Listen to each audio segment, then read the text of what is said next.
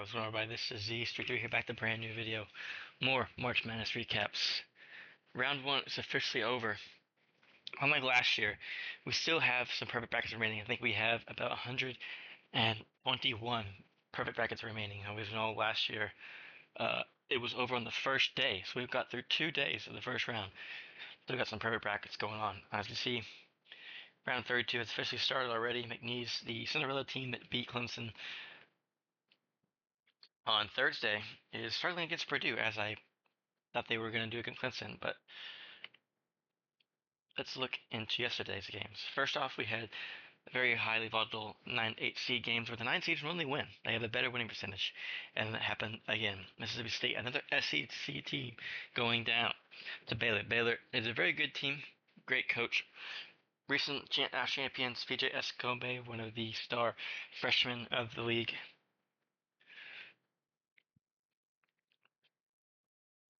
Either team, not very well. I mean, 33% is not too bad. 21% is not good, but 15 of 19 free throws is incredible. The other team's also pretty good. I rebounded him. Only 9 turnovers is impressive. He had 15 points, right, with the big game. He had 19. Roach, transfer from Duke. Obviously, for them to be better, he has played limited minutes, only 13 minutes. I've said this many times before. I think that Jeremy Roach held Duke back tremendously at his time as Duke. I feel like we would have done a lot better without him. He's too small, prone to lapses in judgment, spotty shooter. Either he's going to hit some, he's going to miss a lot, and he's just small, so he's a liability on defense. But you can see Baylor only played him 13 minutes, and they performed better, so this goes to show. But whatever. 15 seed Robert Morris, almost down to Alabama. Alabama only winning by 9 points, pulling away late as Robert Morris couldn't get those final plays to edge him out. Alabama, Robert Morris hanged with them, was shooting incredibly well.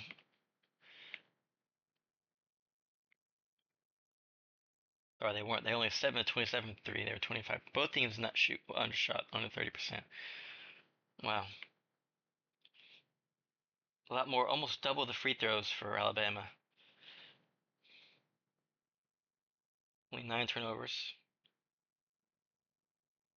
Mark Sears had 22 points, only 1 of 5 from 3 range. Youngblood only 1 of 6. And they had a bad shooting night. Dickerson had 25 points. He was only 1 of 8 though. Man, imagine if they would have hit. Imagine if they were 30% from 3, man. Robert Morris, very likely, if they had a better shooting day, very likely could have downed Alabama, and that would have been insane. That would have been a huge upset. Funny thing about this is the first time since 2017 that no seed 1 through 4 has lost. So a lot of strong and powerful high seed teams this year. Iowa State gets the job going against Lipscomb, 82-55, almost 30-point game. Iowa State lost their star player, but still looks strong. Colorado State pulled out the upset against number 5 Memphis. This was a very popular upset pick. 12 seeds, always very popular pick. Colorado State gets it done against Memphis. Memphis loses again early in the tournament. Their head coach, Penny Hardaway Jr., obviously NBA player. They had players injured, including transfer Travis Hunter from Texas. So tough in for Memphis. Colorado State pulls away late. Memphis kind of blundered there at the last 2 minutes. Colorado State ran away with it. Duke should be the number 1 overall seed, best team in the country in my opinion. Gets Cooper Flag back. He just does decide to play.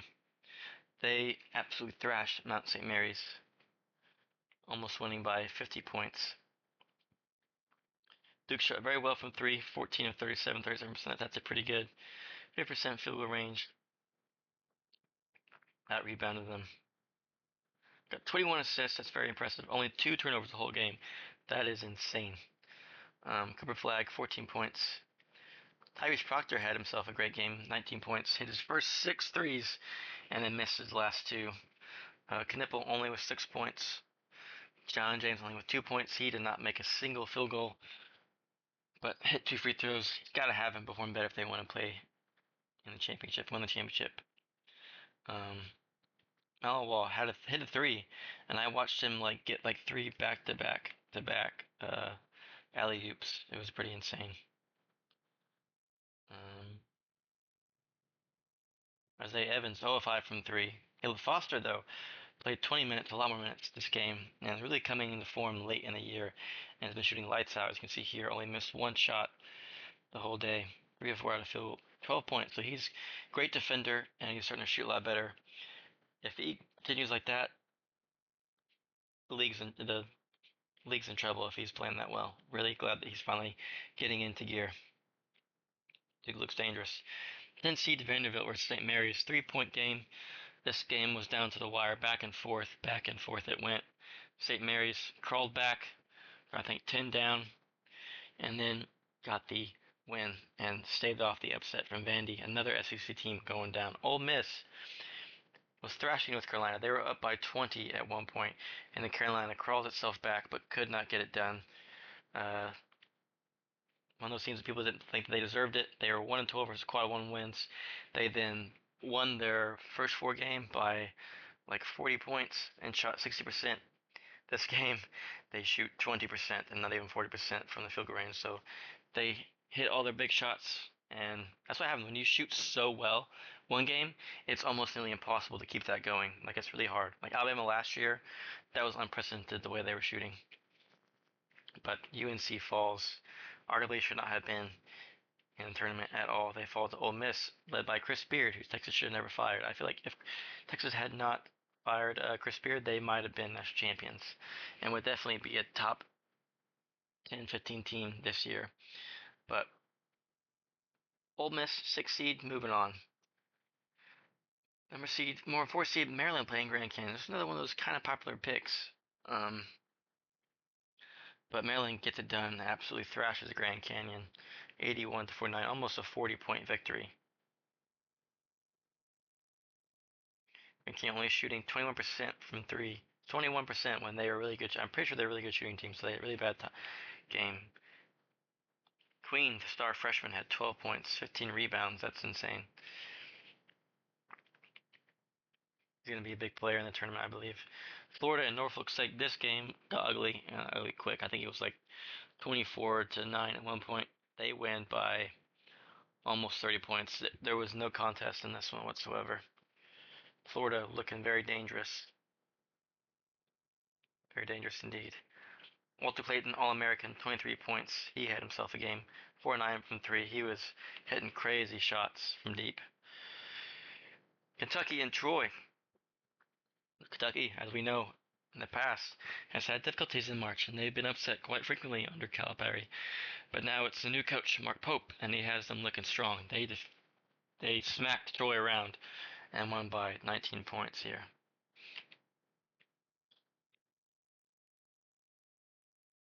Neither team is shooting very well.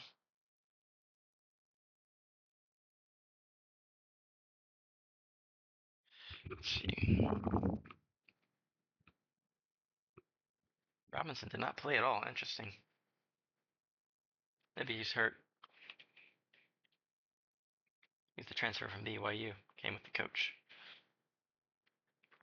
10, New Mexico takes down Marquette. Shaka Smart, as we know many years ago, led VCU as a 11 seed to the Final Four, and what pushed him into prominence as a coach is now on the other side of upset. New Mexico pulls up the upset late. Marquette went scoreless. I think they went scoreless in the last 3 to 4 minutes. It was really bad.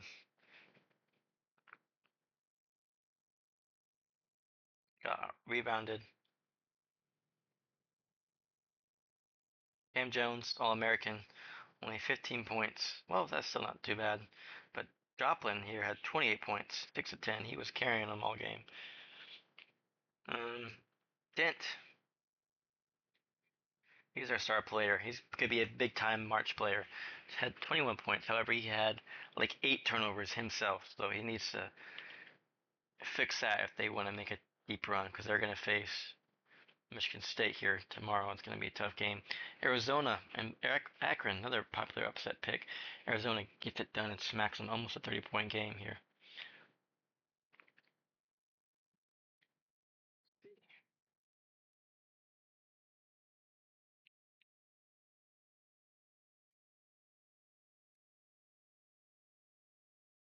we got Oklahoma and UConn. UConn staving off Oklahoma late.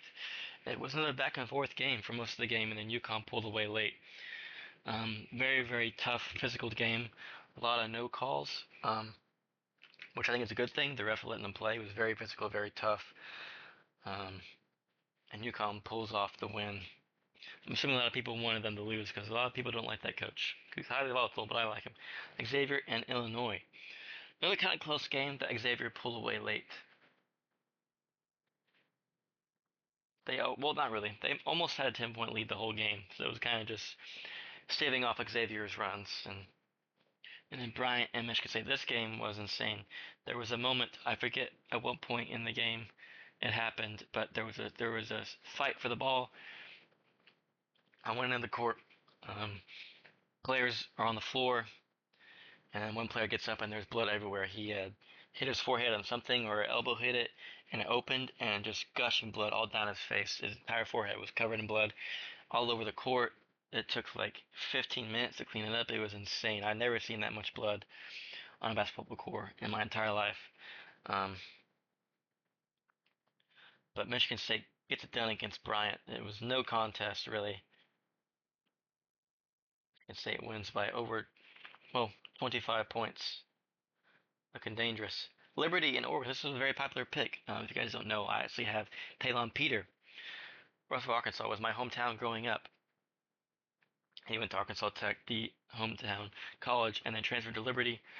Was the sixth man of the year, averaging 13.9 points off the bench. In fact, he was the team's leading scorer off the bench. And they're coming in to play Oregon.